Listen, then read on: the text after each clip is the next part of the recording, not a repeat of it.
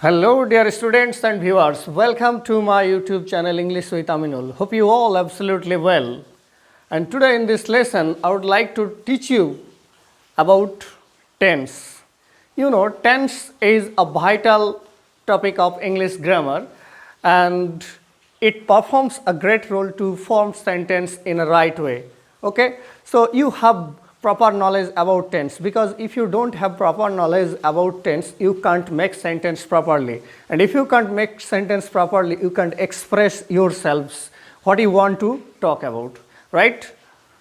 So listen to me carefully and keep watching till the end without skipping the video, right? Now see the sentence. I went to the market to buy a pen. Here in this sentence there are two verbs, went and buy. Went and buy. Here went is a finite verb and buy is non-finite verb.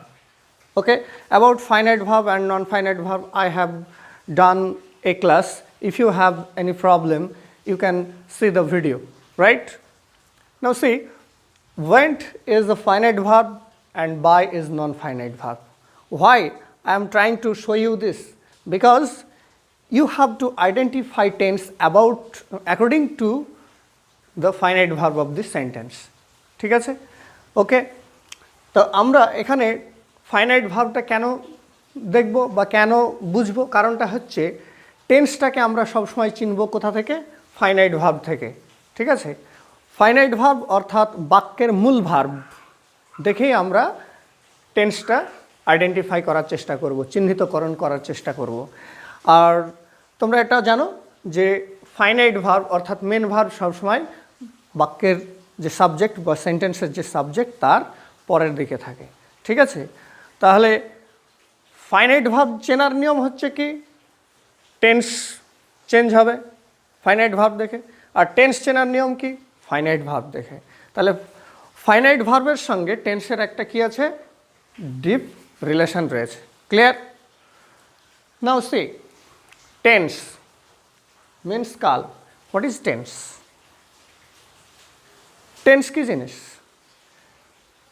tense is a term related to time and verb. tense is a term related to time and verb, মানে আমরা বাংলায় যদি সংজ্ঞা দিই তাহলে সেটা কি হবে, ক্রিয়ার কালকে টেন্স বলা হয়। the time of verb is called tense. ক্রিয়ার কালকে টেন্স বলা হয়। ঠিক আছে, so this tense is mainly classified into three categories. This tense is mainly classified into three categories, right? One is present tense, past tense and future tense. Present tense means বর্তমান কাল, past tense means অতীত কাল and future tense means ভবিষ্যৎ কাল। Clear? দেখো, present tense, past tense আর future tense এগুলো আমরা বুঝবো কিভাবে?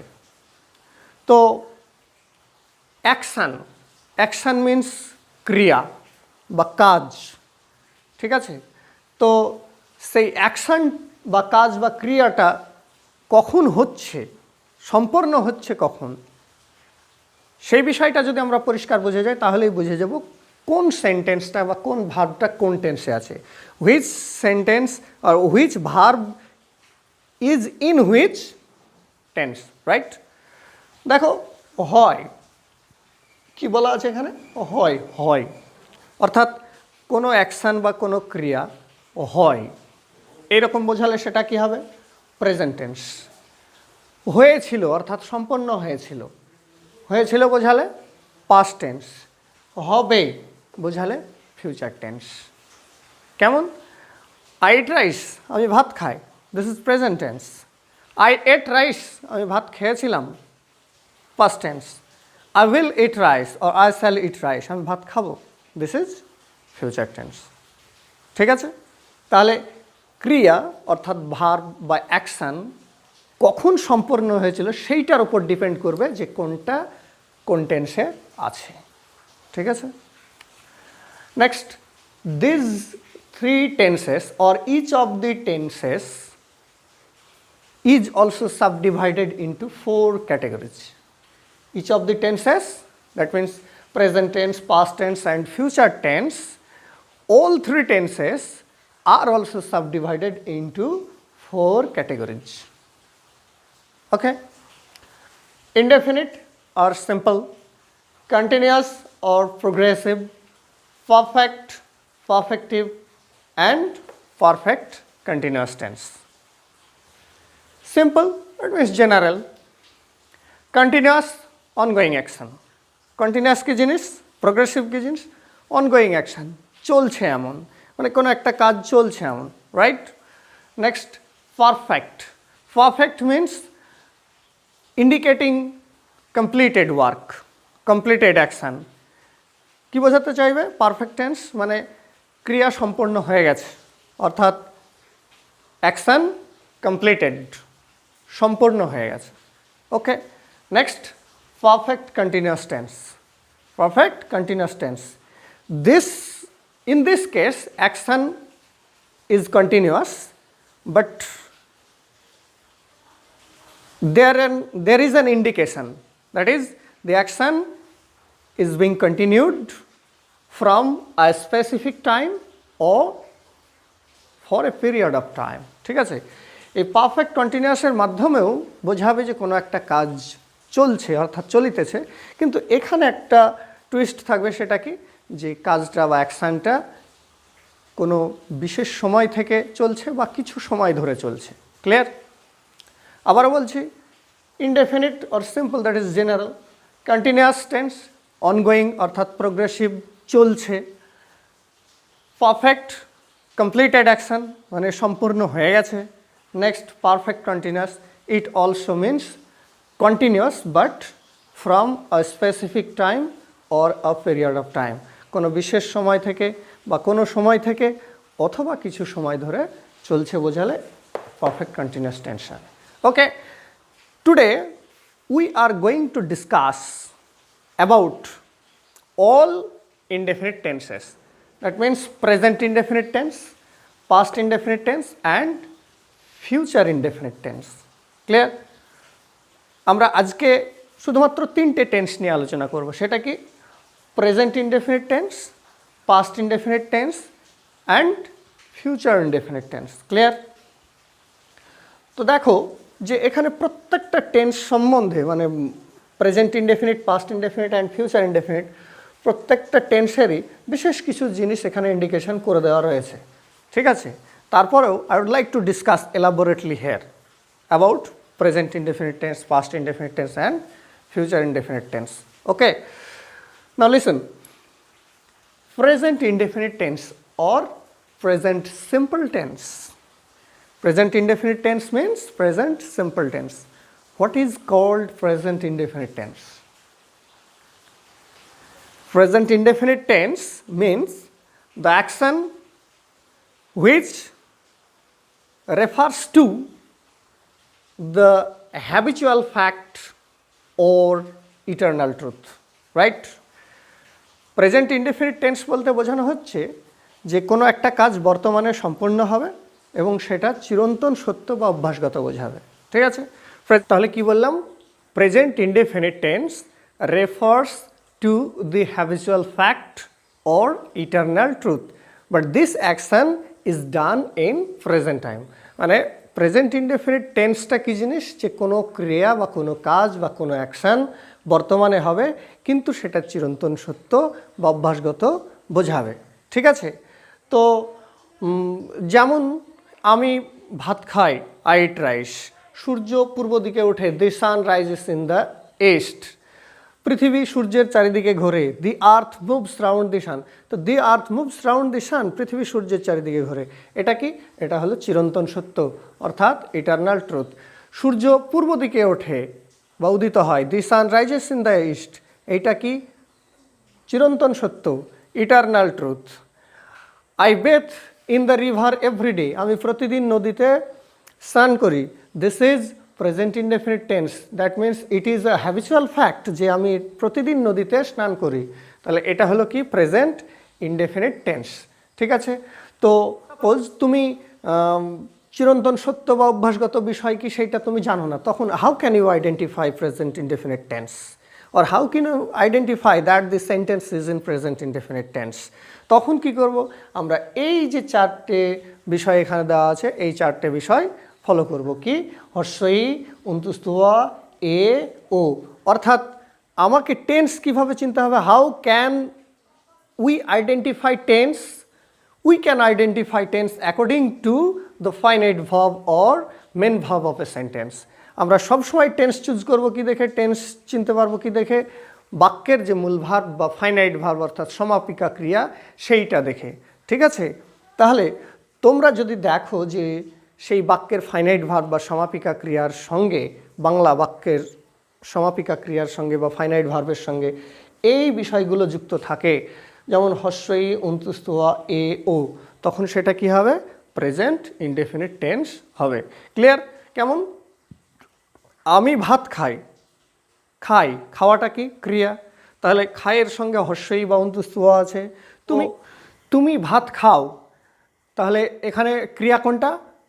খাও। তাহলে খাওয়াটা যদি ক্রিয়া হয় তার সঙ্গে কি আছে? ও আছে। অতএব ও। সে আম বিক্রি করে, তাহলে বিক্রি করাটা কি ভার্ব, তার সঙ্গে কি আছে? এ আছে। তাহলে এগুলা সবই হচ্ছে কি? প্রেজেন্ট ইনডেফিনিট টেন্সের উদাহরণ।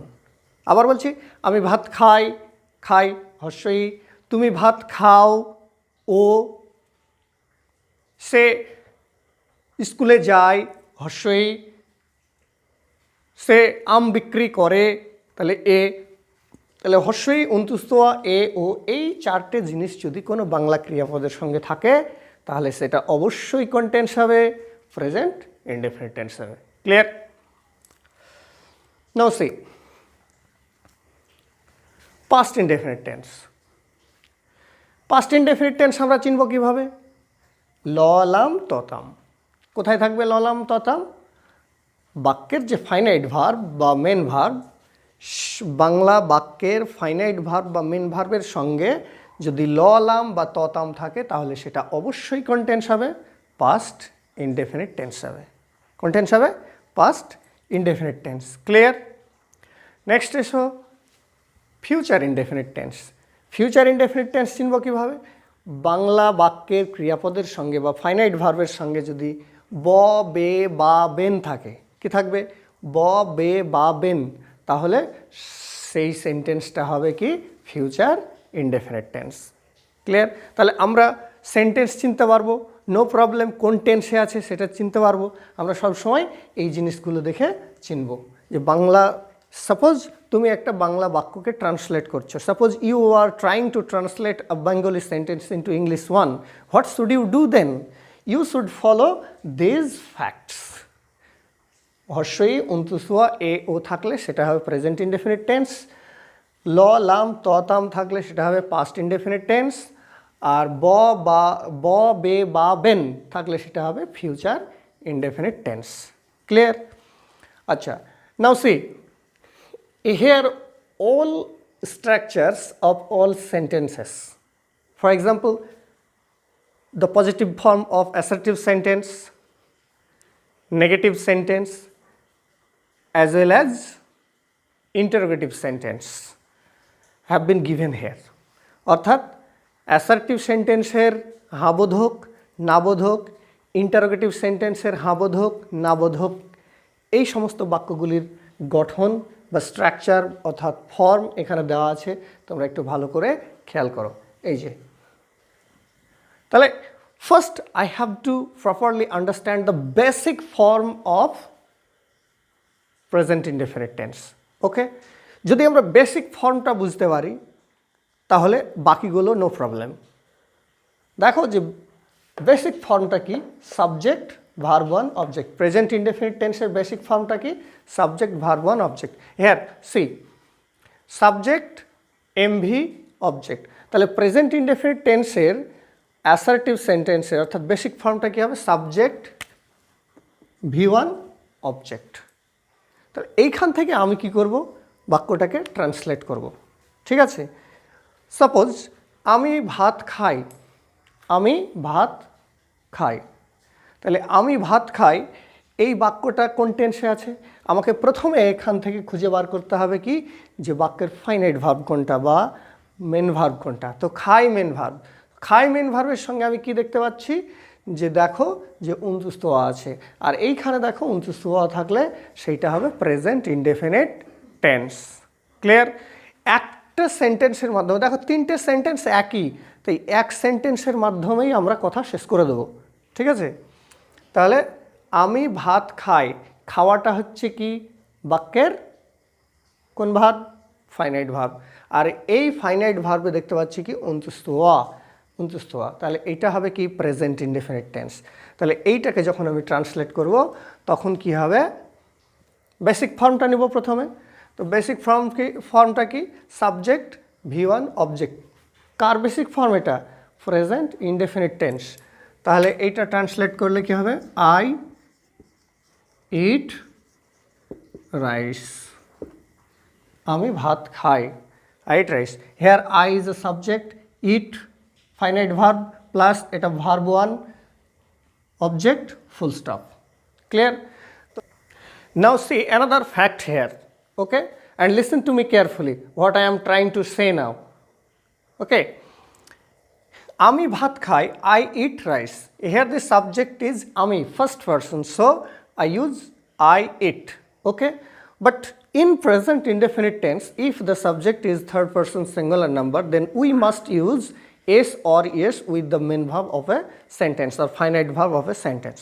What I say, যদি ইন প্রেজেন্ট ইনডেফিনিট টেন্সে যদি দেখা যায় subject third person singular number, তাহলে ভার্বের সঙ্গে কি যুক্ত হবে, মূল ভার্বের সঙ্গে কি যুক্ত হবে, এস বা ইয়েস যুক্ত হবে। ক্লিয়ার? তো এখানে কি বলা আছে, আমি ভাত খাই, আই ইট রাইস। সেন্টেন্সটা যদি আমি এরকম বলতাম যে সে ভাত খায়, সে, হি, তাহলে হিটা কি থার্ড পারসন সিঙ্গুলার নাম্বার, তাহলে আমাকে কি করতে হবে, মূল ভার্বের সঙ্গে এস বা ইয়েস অবশ্যই অ্যাড করতে হবে। ঠিক আছে? তাহলে সে ভাত খায়, he eats rice, he eats rice. Ram ভাত খায়, রাম ইটস রাইস। ক্লিয়ার? তাহলে প্রেজেন্ট ইনডেফিনিট টেন্সের গঠনটা কি, বেসিক স্ট্রাকচার কি, subject verb 1 object, full stop. Clear? আমি ফল বিক্রি করি, আই সেল ফ্রুটস। সে ফল বিক্রি করে, he sells fruit. Clear? Next,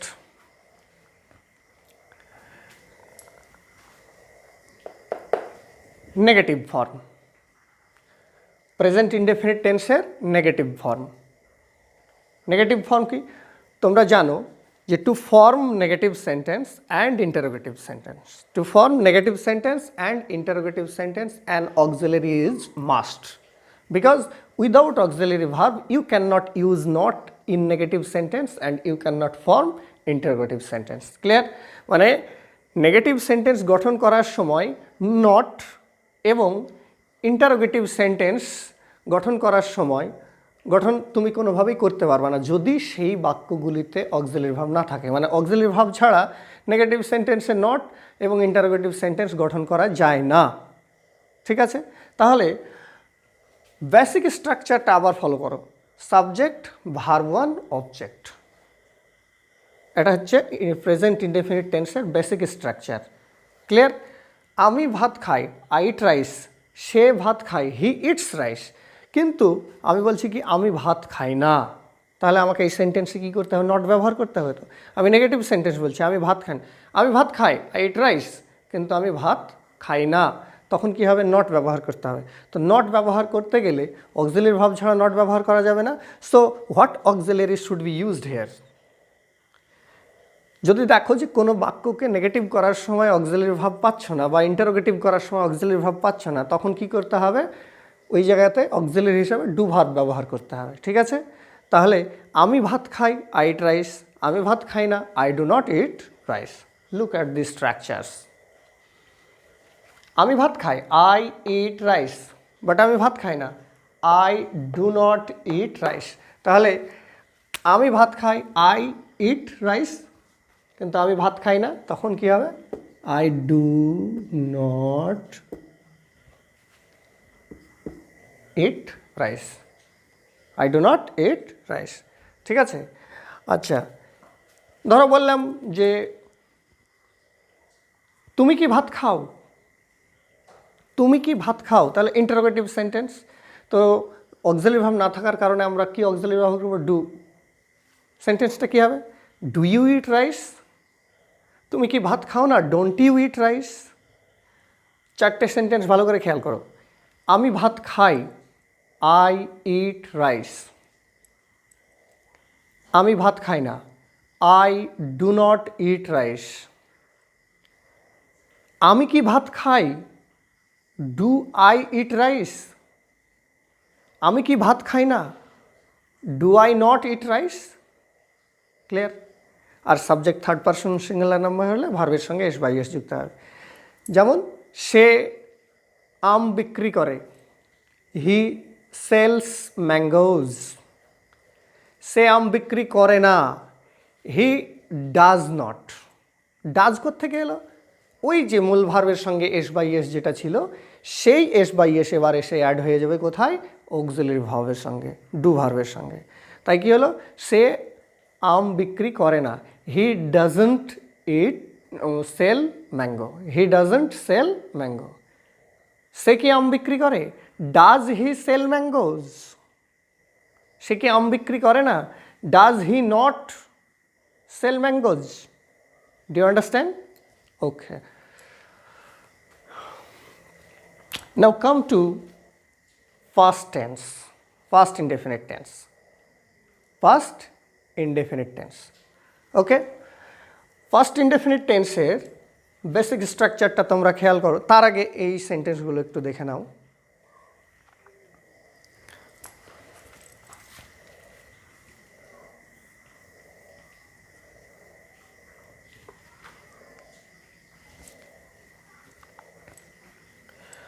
first indefinite টেন্সের বেসিক স্ট্রাকচারটা দেখো কি, subject V two object.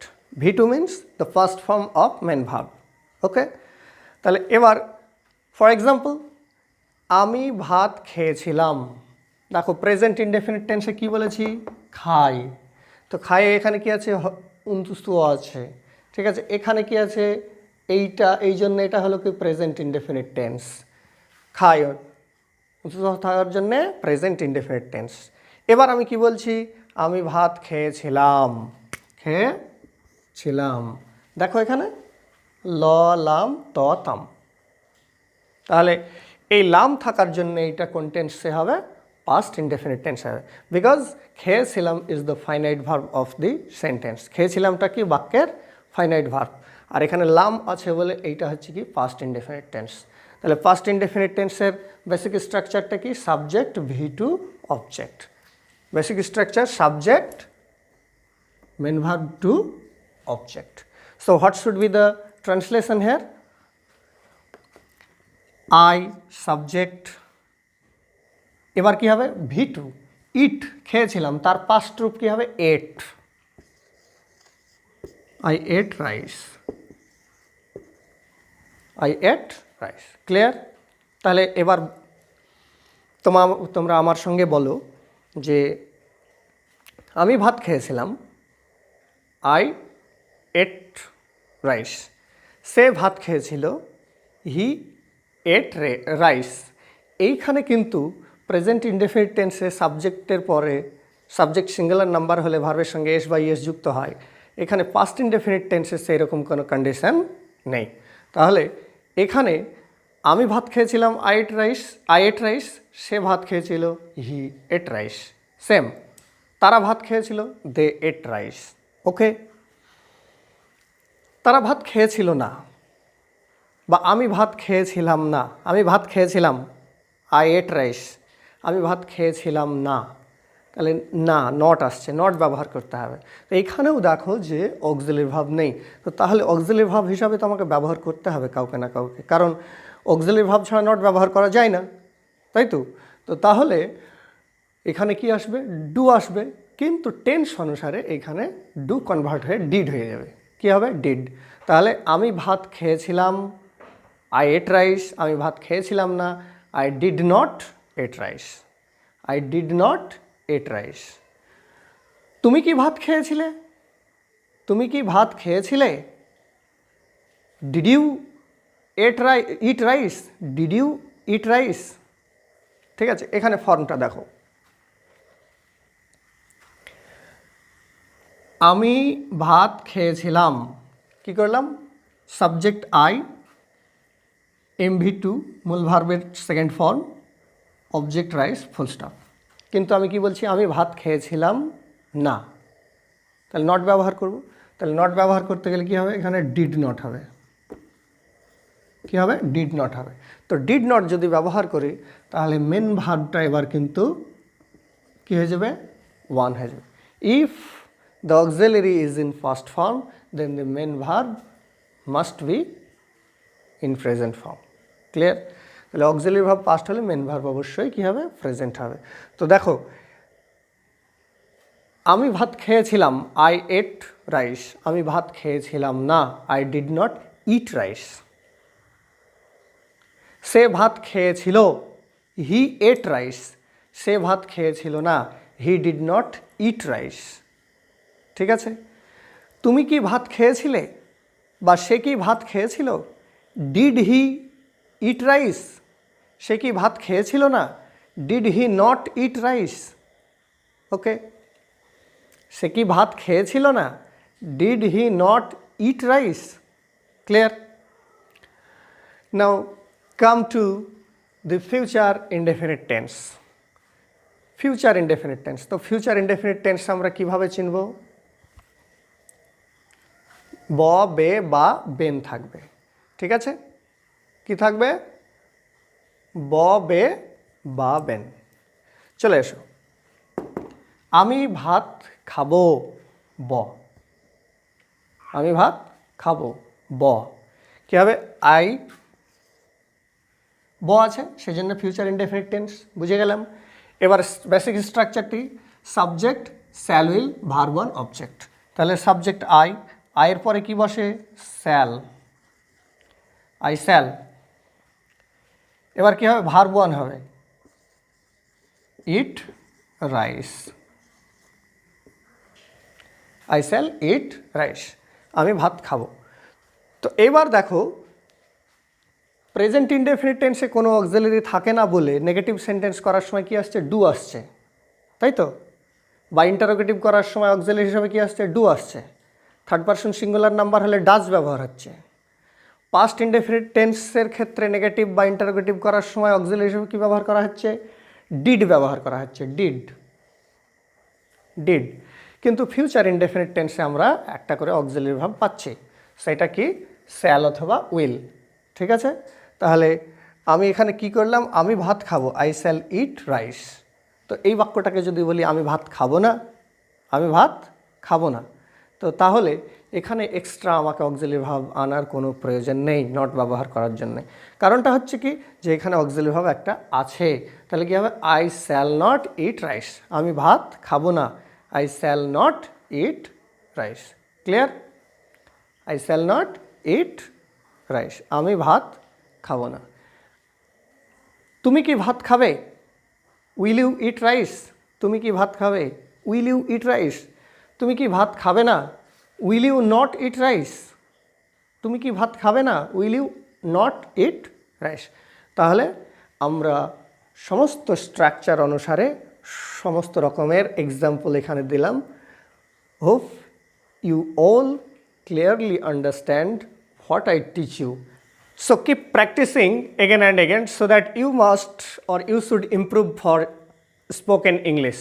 Okay, and I promise you to give you various types of lessons about tense regularly, and for all updates I tell you to subscribe my channel if you are new.